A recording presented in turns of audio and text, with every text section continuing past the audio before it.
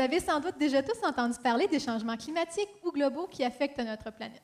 En effet, il passe rarement plus d'une semaine sans qu'on en entende parler aux nouvelles. Il arrive même parfois qu'on apprenne que les humains perturbent les écosystèmes ou détruisent les habitats. Et ces perturbations peuvent causer une perte en biodiversité. La biodiversité, on en a besoin. Saviez-vous qu'un habitat riche en espèces est plus apte à récupérer suite à une destruction? Effectivement, plus il y a d'espèces, plus elles sont efficaces et leur collaboration est nécessaire au maintien des communautés naturelles. Mon doctorat porte sur les effets de la biodiversité dans les écosystèmes perturbés.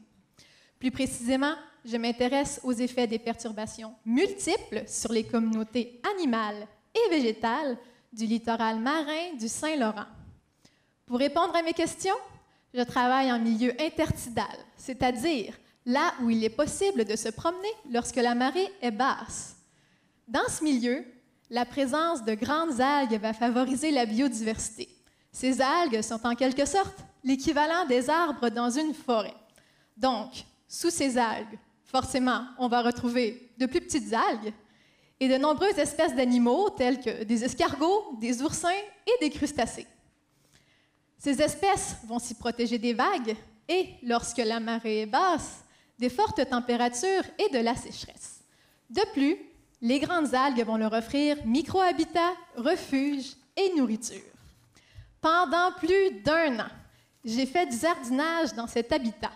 Dans des petits carrés de 50 cm par 50 cm, j'ai appliqué 3 types de perturbations.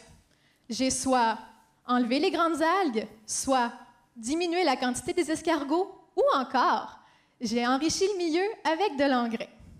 J'ai même appliqué ces 3 perturbations en même temps.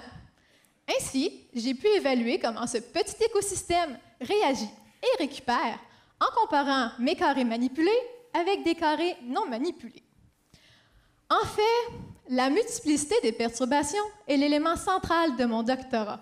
Dans la nature, il est fréquent de retrouver plusieurs perturbations au même endroit et au même moment.